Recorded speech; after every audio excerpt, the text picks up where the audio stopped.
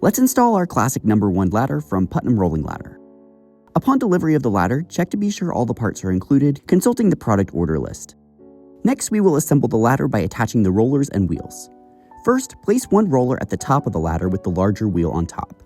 You want the bracket to sit about 1.5 inches from the top and be centered on the wood side rail. Pre-drill a hole using a 9/64 inch drill bit, only as deep as the length of the screw. Then screw it in and slide the wheel up to uncover the lower hole. And repeat. You can place some tape on the drill bit to mark the depth of the screws if you need a guide for how deep to drill. Now drill into the side holes of the bracket with a 1/4 inch drill bit, keeping your drill bit aimed straight across so that it comes out the inside hole. You can also drill from the other side if you need help getting the holes aligned. Now place the bolts all the way through from the inside and add the included washer to the outside before screwing on the nut. You can get these super tight by holding a wrench on the nut side and tightening the screw from the inside. Repeat this on the other side, and the rollers are in place. Now we need to attach the wheels on the other end of the ladder. The wheel should sit all the way against the bottom and have about 2 inches from the front edge. Because of the 12-degree angle of the bottom of the ladder, this will sit diagonally across the ladder side rail. With the 1/4 inch drill bit, drill through the upper hole all the way through and mark the lower hole before drilling it as well. You can measure from the bottom and sides to match the hole placement on the other side of the ladder and drill those too. Now follow the same process as the rollers, inserting the bolt from the inside, adding the washer on the outside, and then securing the nut for both the upper and lower holes.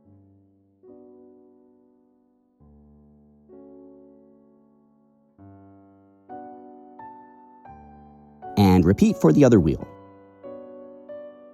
Finally, use the 9/64 inch drill bit to pre-drill and insert the wood screws into the inside holes to complete the ladder assembly. Next, we need to mark the placement of the brackets for rail installation.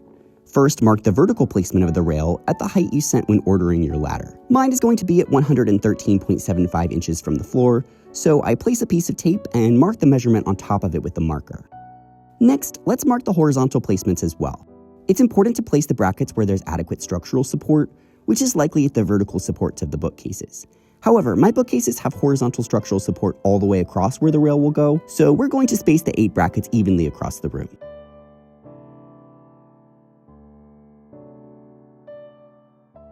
Finally, let's mark the vertical placement at each of the bracket points, using a level to match the height of our original measurement from the floor.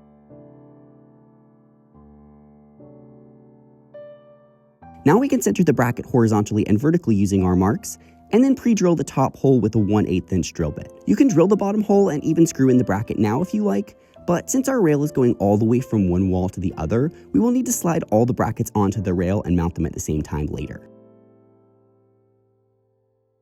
If you're mounting a rail longer than 8 feet, you'll need to splice together multiple sections of rail. For my room, we'll need to cut both sections of the rail to create a seam in the middle.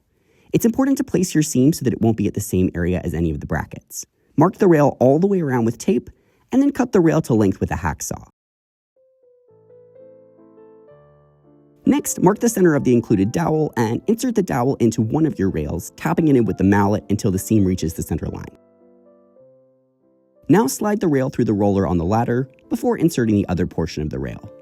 It can be helpful to sand down the dowel a bit to help it slide on more easily, but not so much that it's loose.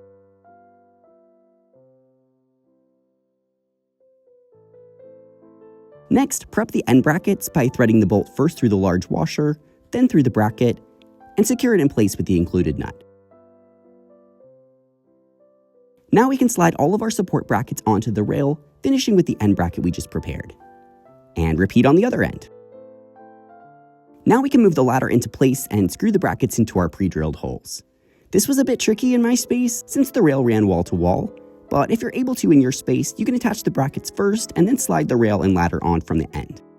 This is when we decided to drill and screw in the bottom screws for the brackets, since the rail is holding them in place, using a level to ensure the brackets are plumb. Let's complete the ladder installation by attaching the brass nameplate. Decide on the desired placement and tape it in place, leaving the attachment holes exposed. Then drill a very shallow hole with the smallest drill bit possible before tapping in the included pins with a hammer. And with that, our ladder installation is complete. Stay tuned for installation instructions for the handrail if you chose that option for your design. So let's attach our beautiful handrails. First, decide on the placement that you want, ideally with the ends of the handrail in between the rungs of the ladder. Next, line up your handles so that the curves match as closely as possible. With that placement in mind, mark the attached wood packing supports with the desired placements. We will use these as templates to drill the attachment holes in the ladder. With both marked, remove the screws and plastic inserts from the packing supports. Now hold the correct template in place flush with the front of the ladder, measuring the desired distance from the upper rung so that we can match that on the other side. Then drill the top hole all the way through using a 1/4 inch drill bit. Insert the bolt from the inside of the ladder and then screw on the cap from the outside. Tighten the cap using 2 Allen wrenches at 5/32 of an inch and 3/16 of an inch. Now repeat this process for one of the bottom holes, holding the handrail in the desired position, drilling, inserting the bolt, and tightening the cap.